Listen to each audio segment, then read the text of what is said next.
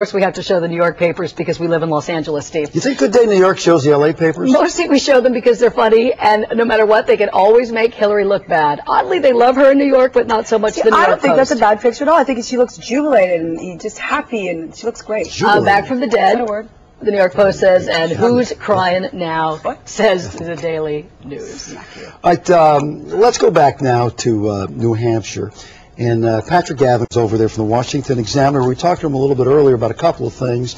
Our producers were interested in celebrities on the campaign trail, which is really not important. But it's not, but I'm always interested to see who's supporting who. Some are surprises, but before we get to that, we'll get to that. Yeah. For all you, maybe he can work Brittany into this. I don't know. But Patrick, what happened here in New Hampshire, there's a tendency to overstate everything at every moment because it's television, we have a news cycle, we want headlines, etc. Time to fill. But is this, relatively speaking, with a step back, a historic day or not?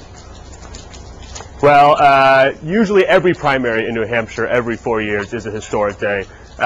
It's certainly significant in a lot of ways. What we saw leading up to New Hampshire was the potential crumbling of the all-powerful Clinton machine, which has been around this country for, since 1992. Had Barack Obama won this state, the Clinton campaign would be struggling, perhaps on its deathbed. And that didn't happen. So in that sense, the end of a dynasty hasn't happened, and I guess you could make the argument that in that regard, it certainly is a historic day for the Clinton family. Hey, Patrick, yesterday there were all these stories that Hillary was going to get out of the race and that the Hollywood money was drying up and she wouldn't have any money. What is the Obama spin going to be from here on out? Well, the Obama spin is, that he's still doing great, that he didn't expect to be at this spot 2 months ago, that he didn't expect to win Iowa, that he didn't expect to place this place this well in New Hampshire. So as far as he's concerned, he still thinks he's going great. And regardless of the results of last night, the buzz, the energy, the talk, the word on the street was that the Obama campaign and Obama himself exceeded the Clinton campaign in energy, in enthusiasm, in youth turnout.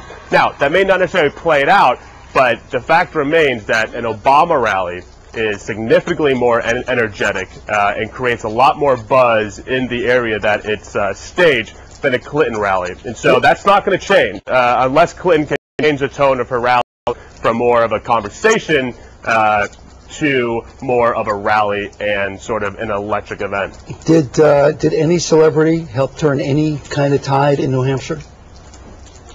I don't think so. I mean, the biggest celebrities out here, Larry David was here for Obama yesterday. That obviously didn't do it. John Edwards had Madeline Stowe, had Susan Sarandon, had Tim Robbins, had James Denton. That obviously didn't do it. Hillary didn't have a ton of celebrities out here, and she won. So celebrity hasn't done it, but as you alluded to earlier, that's simply because Brittany hasn't endorsed anybody yet. So we're all waiting. Very good. Can I ask a question that's going to annoy the heck out of Steve? Okay, go ahead. I have this little theory. Oh, all right, I'll try and ask it quickly because we're running out of time. Oh God, it's hard to ask this quickly. Go. Okay, in Iowa, Obama did very, very well. Some people, especially in the Clinton camp, think that's because Bill Richardson, who did okay, through his support or asked his supporters to go to Obama, and the Clinton people are supposedly very angry at Bill Richardson.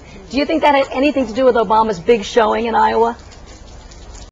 Who knows? I mean, obviously the Richardson camp's denying that. One thing you have to keep in mind here in New Hampshire is just the setup of it. Anybody can vote, and anybody can, and independents can vote in either party. That's not the case in Iowa. They have a caucus system, not a primary state. So, one of the reasons why Obama may have lost is that a lot of these independents went for McCain. Now, when you go to a state where only Democrats can vote for Democrats or only Republicans can vote for Republicans, you may see a very different dynamic. That's why New Hampshire is sort of known as a make-or-break state, because of the power of independence, and that power isn't in every subsequent state. Patrick Gavin in New Hampshire. Thank you, Patrick, very much. Right now we have the three worst words you want to hear. School bus accident. Let's go to Rick. First off, Steve, 6 kids, minor injuries. Whether or not they need to be taken to any hospitals, that's unknown. This is at the intersection of Chira-Rahata Road and Mountain Trail Street in Moore Park, right across the street from Moore Park High School. At 8:15 this morning, you can see that black sedan struck the school bus there. What led to the accident, still unknown. Ventura County Fire on scene. Once again, 6 kids on board that bus sustained minor injuries. and we do not have any word if they were taken to nearby hospitals. CHP Ventura County Sheriff's on scene investigating this. Tierra Rajada is shut down, so you can take Los Angeles Avenue and Spring Road as alternates to get around this. Back to you, Steve. All right, thank you very much. Ivanka Trump is with us. She'll be with us in a couple of minutes. But Dorothy first. Oh, God. Okay, this is a lovely story. Are there naked pictures of Britney out there?